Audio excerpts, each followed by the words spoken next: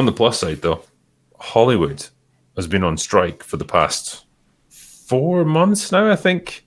The longest one in history.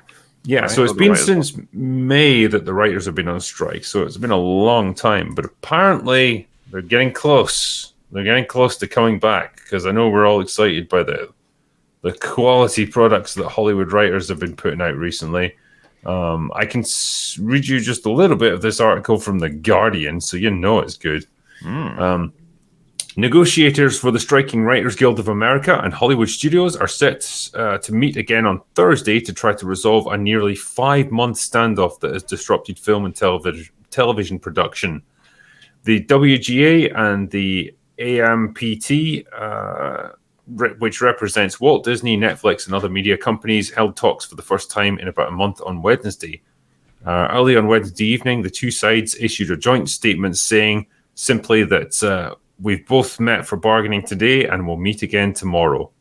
So apparently, and to help to spark a deal, the meeting was attended by Bob Iger, Ted Sarandos, Donna Langley, and David Zaslav.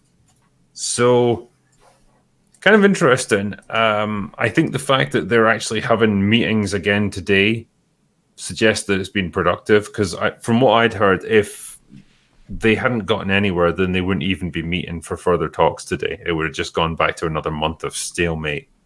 Mm-hmm. So it seems like they're kind of making progress towards doing a deal. I was going to say, has any substantial ground been made on either way?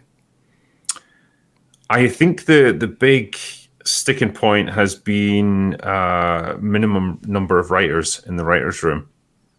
That was one of the stipulations for the WGA. They wanted a certain number of writers that were going to be in the writers' room for every TV show going forward. And that just basically means, just more jobs for more writers. Like, even if you're sitting in the corner just like shitting your pants, you're still in the writers' room, and so you can get your name on the credits and you've contributed towards that production. So it's just basically jobs for people. Okay. It sounds terrible to me because, like, I don't know, as a writer myself, the idea of having to work with like a dozen other arseholes to come up with like some kind of cohesive narrative thread, it seems almost impossible. It's like, well, they're all going to have their own ideas. How do you get like any kind of like streamlined vision? I suppose it seems like you're just going to end up with design by committee stuff.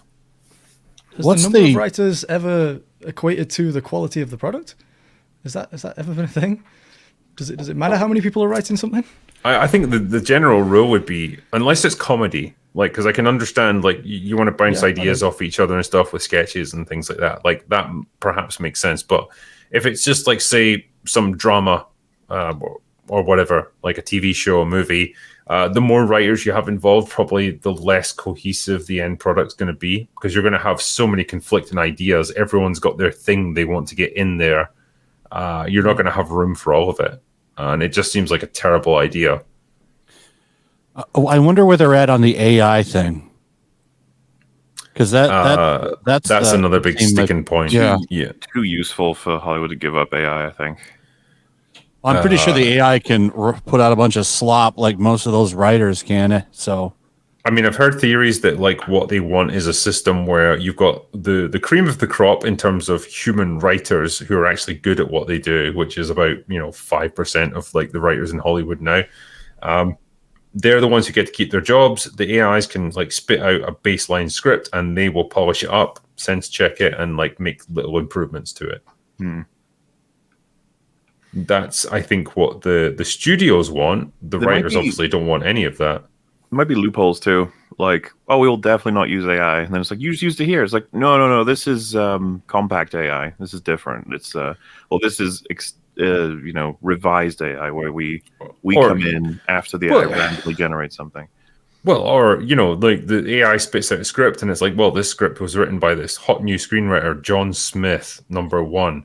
John Smims. Yeah, John Schmidt. Or something.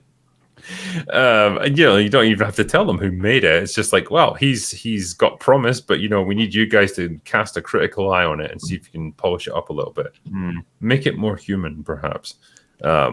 there's a million different ways around it, I suppose, but like they I guess want guarantees that they're not going to be completely superseded by AI, which kind of makes sense. But like, if it can do it better than they can, you have to wonder how valuable they actually are. Well, in a way, and then also, I might be wrong, but if AI were to really start taking over writing positions, would that not start to further separate the bad from the good writers? Would the good writers not really start to shine through at that point? Because that's the thinking, yeah. Because AI I mean, I've just heard can't pick up on nuance and reference, and it doesn't understand fandom. And well, I mean, maybe it does. Maybe I'm underestimating AI, but I think that I don't think that AI could supersede a talented writer. At least, I mean, right I now. think at this stage perhaps it can, but like, man, it's advancing in It an is scary. exponential It's way. scary. Yeah, I mean, how could Yeah. but the thing is, good It's only writing gonna get better. a lot of people is having Anakin show up and go, "Live or die, Snips. Yeah. Live or die." I tell you, man, AI is can take this care of just that. It's the this Clone Wars. well, is this just priming It is the Clone people Wars. to expect just AI written stuff? You know, it's like when we dumb the audience down enough, and when they're so easily amused, they will just accept AI written scripts because they don't know any better at this point. I mean, it's a sad thing to think of, but maybe that's where Touche we're to the heading. chat, actually. I said that AI can't pick up on nuance, and chat's basically saying neither can the writers. I mean, fair enough. Yeah. Fair enough. Yeah. You got me with that one.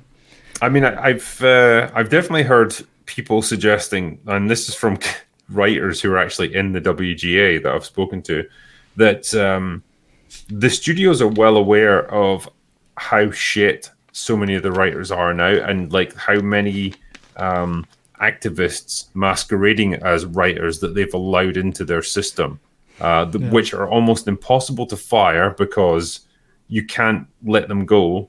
Particularly if they tick a bunch of boxes, because they can That's just a like PR start nightmare. legal action against you.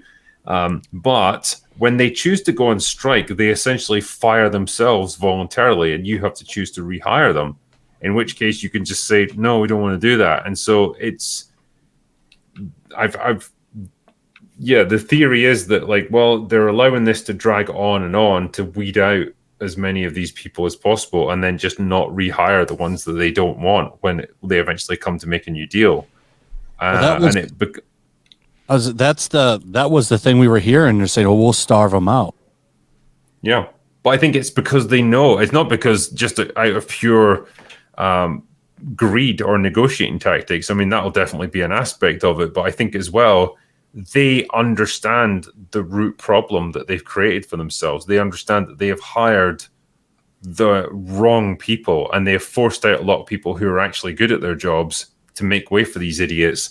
And they're paying the price for it now, and they're desperate to try and like reverse that. And this is like the most effective way that they can do it.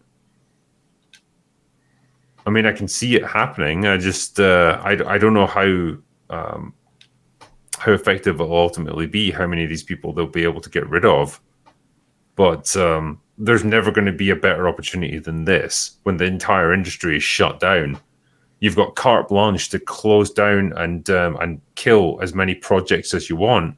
Contractually, you've got no problem doing it because it's written into the contract for any movie. Essentially, like if the industry gets shut down by strike action, it can be cancelled, and there's no financial penalties for that because it's outside of your control. You can't help it if the writers have gone on strike, the actors have gone on strike, and so like it's no longer down to you.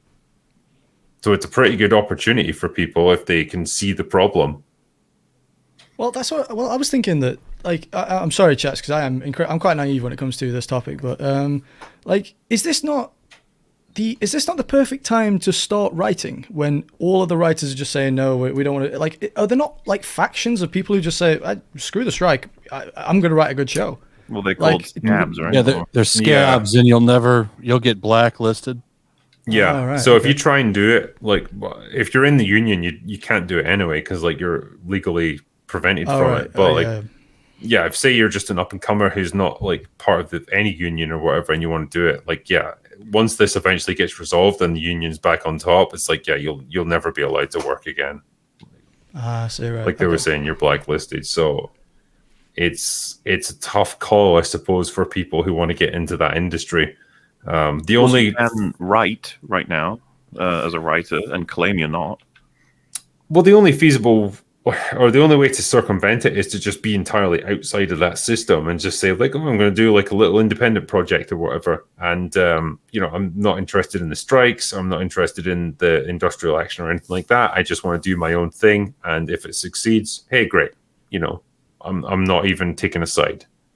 That's what I was thinking. Because filmmaking is more accessible than it's ever been.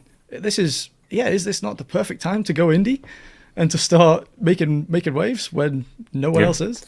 If you've got an iPhone now, you've got a better quality camera than most fucking like professional directors in the 80s and 90s. That's how good the technology is now.